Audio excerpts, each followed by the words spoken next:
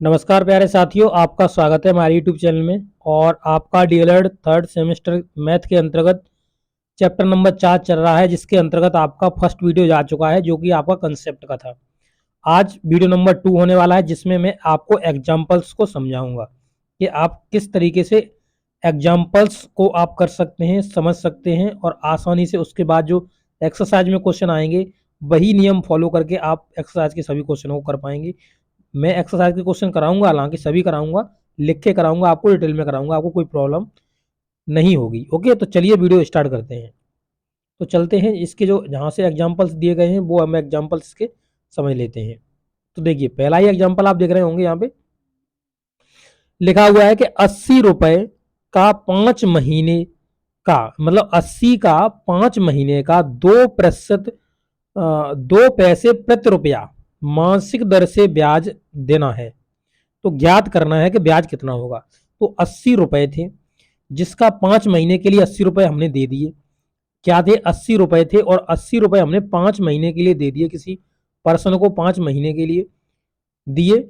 उस पर हमने प्रति माह जो इंटरेस्ट लिया वो लिया 2 पैसे, यानी अगर रुपए में हम बात करिए तो 0.02 रुपए।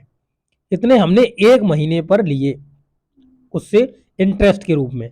तो बताइए कि आपके 5 महीने के कितना इंटरेस्ट हो जाएगा। तो देखिए, लिखने का तरीका देख सकते हैं यहाँ पे, 1 रुपए का 1 माह का ब्याज तो कितना हो जाएगा?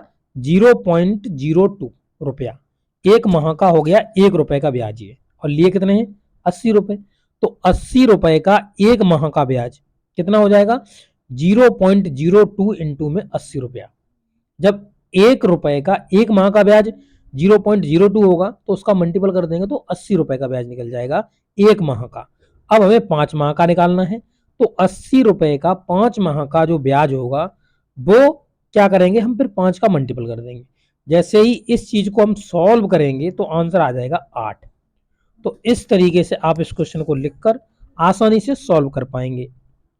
क्वेश्चन नंबर 2 देखते हैं। देखिए, क्वेश्चन नंबर 2 में क्या कहा हुआ है, लिखा हुआ देख सकते हैं 750 रुपए हैं, यानी प्रिंसिपल जो अमाउंट है, हमारा प्रिंसिपल है वो हमारा 750 है। 5% की हमें दर लगानी है। उसके बाद 4 वर्षों बाद हमें ब्याज ज्ञात करना है। तो हमने कितना? 750 रुपए तो दिया मूलधन के रूप में। ये क्या है? मेरा मूलधन है। 5% क्या है हमारा? ये जो 5% है वो हमारी दर है। ये क्या बोलते हैं? इसे दर बोलते हैं। और 4 वर्ष यानी 4 साल हमारा समय है, जो हमने समय के लिए दिया हुआ है। बस इसका सूत्र लगाइए। अब जैसे इन्होंने लिखा हुआ है ब्याज बराबर मूलधन गुणा दर गुणा समय बट्टे में 100। ये आपका सूत्र होता है सिंपल इंटरेस्ट का। या आप ब्याज लिखें या साढ़ ब्याज लिखें, एक ही बात है। ये फॉर्मूला आपको लिखना है पहले। उसके बाद सभी का वैल्यूएशन पुट कर देना है। देखिए, वैल्यूएशन पुट करके जैसे काट कूट के कितना कर लिया? 150 आ गया इसका आंसर। तो इस तरीके से आप इसका आंसर निकाल पाएंगे। ठीक है। अब देखिए क्वेश्चन नंबर 3, उदाहरण नंबर 3 में देखिए क्या लिखा हुआ है। लिखा हुआ है 625 रुपए है, यानी ये आपका मूलधन है। 18 जनवरी 2015 से 18 जनवरी 2015 से और 13 जून 2015 तक 4% की दर से ब्याज देना है। तो अब बताइए, पहले तो दिन गिन लीजिए कितने दिन हो गए। तो 18 जनवरी 2015 से स्टार्ट करके और हम जून तक जाएंगे 2015 में, 13 जून तक। ठीक है, तो अब हम दिनों की संख्या निकाल लेंगे। तो 18 जनवरी से 13 जून तक दिनों का योग कितना हो जाएगा, वही हम यहाँ पे योग निकाल लेंगे। तो देखिए, जनवरी, फरवरी, मार्च, अप्रैल, मई और जून, इन सबका जोड़ना है। अब देखिए, जनवरी में 13 लिखा हुआ है। क्यों लिखा हुआ है 13? क्योंकि जनवरी में टोटल दिन होता है 31। 31 टोटल दिन होता है, जिसमें से 18 दिन तो हमारा जा चुका है, क्योंकि 18 से ये चालू कर रहा है। 18 दिन तो हमारा जा चुका है। अब इसमें से 18 आप क्या करेंगे? घटा लीजिए इसमें से 18। तो देखिए, 11 में से 8 जाएगा तो कितना बचेगा? 3 बचेगा, और यहां से बचेगा 1, यानी 13 दिन बचेगा जनवरी के महीने में। और लास्ट में जून में कितना दिन हो गया है? 13 हो गया है। 13 मतलब उन्होंने दिया हुआ है। तो इन सब का दिन हमने जोड़ दिया। फरवरी में 28 होता है। 28 क्यों है? क्योंकि ये जो सन है वो है 2015। 2015 लीप ईयर नहीं है, इसलिए यहाँ पर फरवरी में हमने 28 दिन रखा है। अगर ये लीप ईयर होता तो हम यहाँ 29 दिन रखते। अब आगे देखेंगे, मार्च में 31 दिन होते हैं, अप्रैल में 30 दिन होते हैं, मई में 31 दिन होते हैं। इसके बाद 13 दिन जून के बचे। टोटल डेज हमने काउंट करें तो हमारे 146 डेज हो गए। अब 146 डेज हो गए, हमें फॉर्मूले में वर्ष रखना होता है, तो 146 डे हो गया कितने में से, 365 में से, 365 में से। अब इसे जब हमने काटा कूटा तो कितना आया, 2/5 वर्ष, 2/5 वर्ष यहाँ पे आप देख सकते हैं। ये तो आपका हो गया समय 2/5 वर्ष, अतः ये समय हो गया 2/5 वर्ष। आप फॉर्मूला लगा दीजिए और आपका आंसर निकल जाएगा।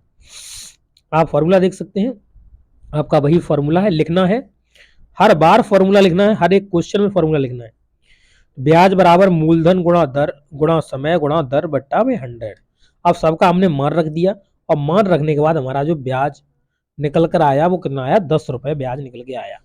नोट में ये चीज याद रखिए, जब ब्याज किन्हीं दो तारीखों के बीच में समय के लिए निकाला जाता है तो उन दोनों में से एक दिन ही जोड़ा जाता है।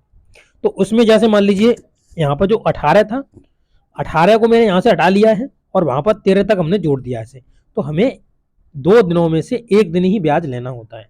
ठीक है, तो वही यहाँ पे इन्होंने कहा हुआ है, उसे आप समझ सकते हैं। अब देखेंगे एग्जाम्पल नंबर 4। एग्जाम्पल नंबर 4 में देखिए क्या कहा हुआ है, इसे भी आप आसानी से समझ सकते हैं। देखिए लिखा हुआ है कि 1050 रुपए थे, यानी ये हमारा मूलधन था, 2% की दर से हमने किसी बंदे को दिया, 6 वर्ष के लिए दिया। तो अब बताइए कि मिश्रधन क्या होगा, यानी मूलधन और ब्याज मिलकर कितना हमें पैसा मिलेगा, वही बताना है। तो देखिए 100 रुपए का 1 वर्ष का ब्याज कितना हो जाएगा, तो 2 रुपए हो जाएगा। 100 रुपए का 1 वर्ष का जो ब्याज हो जाएगा वो 2 रुपए हो जाएगा। क्यों? क्योंकि हमने जो परसेंटेज वैल्यू दी हुई है वो दी हुई है 2% के हिसाब से।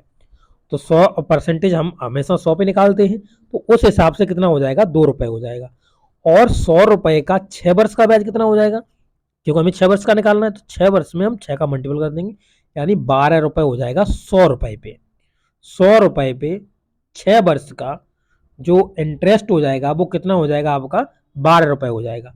अब 100 रुपए पर 6 वर्ष का 2% की दर से जो मिश्रधन होगा वो कितना हो जाएगा, तो देखिए 100 तो रुपए हैं, 12 ब्याज आया, तो टोटल कितना हो गया मिश्रधन, 112 रुपए क्या हो गया, मिश्रधन हो गया आपका। अब देखिए यहां पर जब मूलधन 100 रुपए है तो मिश्रधन 112 रुपए है। जब मूलधन 1 रुपए हो तो मिश्रधन कितना हो जाएगा, यानी हमने मूलधन 1 रुपए पे निकाल लिया तो ये हमारा बट्टे में चला जाएगा, यानी 112/100 हो जाएगा। इसके बाद हमें 10,050 रुपए मूलधन पर हमें मिश्रधन निकाल लेना है। तो बस आप इसे निकाल सकते हैं आसानी से। अब क्या करना है, 1050 का मल्टीपल करना है और इसे सॉल्यूशन करेंगे तो आपको 1176 रुपए आपका आ जाएगा मिश्रधन। ठीक है, ये लिखने का तरीका है पूरा। उसके बाद आप वैसे भी लिख सकते हैं, जैसे मान लीजिए इसे और शॉर्ट करना है तो आप शॉर्ट भी कर सकते हैं। किस प्रकार से, तो आप लिखेंगे उसमें, जैसे देखिए आपको क्या लिखना है, पहले आपको निकालना है साधारण ब्याज, यानी सिंपल इंटरेस्ट लिखना है। साधारण ब्याज बराबर मूलधन लिखना है, मूलधन यानी प्रिंसिपल, मूलधन गुणा दर गुणा में समय टी बट्टे में 100। इस तरीके से आपको पूरा फॉर्मूला लिखना है, याद रखना फॉर्मूला लिखना है। मैंने अभी शॉर्ट में लिख दिया यहाँ पे क्योंकि यहाँ पे स्पेस कम है। ठीक है, अब देखिए यहाँ पर हम मूलधन रख लेते हैं, मूलधन हमारा 1050 है, उसके बाद हमारी दर 2% है और 6 वर्ष के लिए हमने दिया हुआ है बट्टे में 100। ठीक है, अब इसे हम काट लेते हैं। देखो 0 से 0 कट गया, 2 से इसे काटेंगे तो ये 5 बार कट जाएगा, और 5 से इसे काटेंगे 5 दूनी 10, 5 एकन 5, और फिर हम यहाँ पे 6 का मल्टीपल कर देंगे 21 में, तो 21 छिक्का होता है 126, यानी 126 रुपए हमें ब्याज के मिल जाएंगे। 126 रुपए किसके मिल जाएंगे, ब्याज के मिल जाएंगे। तो अब हम मिश्रधन निकाल सकते हैं। तो मिश्रधन किस तरीके निकालेंगे, मिश्रधन होता है ए बराबर पी प्लस एस आई, और एस आई हमने निकाल लिया 126, तो पी हमारा कितना था 1050, और 126 निकाल लिया हमने, क्या हमने ब्याज निकाल लिया। जोड़ दो इसमें ब्याज को, जब इसे आप ब्याज में जोड़ देंगे तो ये 6 हो जाएगा, 5 और 2 7 हो जाएगा। उसके बाद आपका ये एक ही रहेगा और एक, तो यानी 1176 रुपए आपका हो जाएगा मिश्रधन। तो इस तरीके से भी आप निकाल सकते हैं, इतना तामझाम करने की कोई जरूरत नहीं है। ओके, क्वेश्चन नंबर नेक्स्ट देखिए, क्वेश्चन नंबर आपका 5। देखिए कितने धन का ब्याज 4% वार्षिक दर से 5 वर्ष में 67 रुपए हो जाएगा। तो ये बताना है आपको कि कितने धन का जो ब्याज है वो 4% वार्षिक दर से 5 वर्ष में 67 रुपए हो जाएगा। तो फॉर्मूला क्या है, यहाँ पे 60 ब्याज बराबर होता है, तो यहाँ पे कितने धन का, तो हमें धन तो पता नहीं है, ठीक है, तो मूलधन तो हमसे निकलवाई आई उसने। फॉर्मूला सीधा आप लिख सकते हैं 60 ब्याज बराबर मूलधन गुणा दर गुणा समय बट्टे 100, या फिर इसे आप इस तरीके से लिख सकते हैं, इसे भी कोई दिक्कत नहीं है। तो यहाँ पर मूलधन निकालना था, या फिर सीधा लिखेंगे जैसे SI बराबर लिखेंगे PRT बट्टे में 100। ये शॉर्ट में मत लिखना, वहां लिखना मूलधन गुणा दर गुणा समय बट्टे 100। यहाँ पर आपको ब्याज दिया हुआ है कितना, 67 ब्याज दिया हुआ है, इस फॉर्मूले में रख रहा हूँ, ये देख लीजिए 67 दिया हुआ है। उसके बाद P आपसे निकलवाया, हमें नहीं पता कितना P। इसके बाद R हमको दिया हुआ 4%, और हमको जो समय दिया हुआ 5 दिया हुआ बट्टे में 100, ठीक है। ये हो गया 5 को 20, और 20 से इसे काटेंगे तो 20 पंजे 100 होता है, 20 पंजे 100 होता है। 5 इधर जाके मल्टीपल कर देगा, तो 5 जब मल्टीपल कर देगा तो 5 का मल्टीपल कर दीजिए इसके अंदर, 5 सत्ते 35, 5 छक्का 30, 30 और 3 33, यानी 335 रुपये आपका हो जाएगा। इस तरीके से आप इसको निकाल पाएंगे। ओके, अब आगे के जो एग्जाम्पल्स होंगे मैं अगले वीडियो में करा दूंगा, क्योंकि वीडियो लंबा हो जाएगा, इसलिए मैं अगले वीडियो में आपको समझा दूंगा। तो आपको ये सभी एग्जाम्पल्स समझ में आए या नहीं आए, कोई भी प्रॉब्लम तो नहीं हुई, आप हमें कमेंट करके बता सकते हैं। और वीडियो देखने के लिए आपका बहुत बहुत धन्यवाद। Thank you.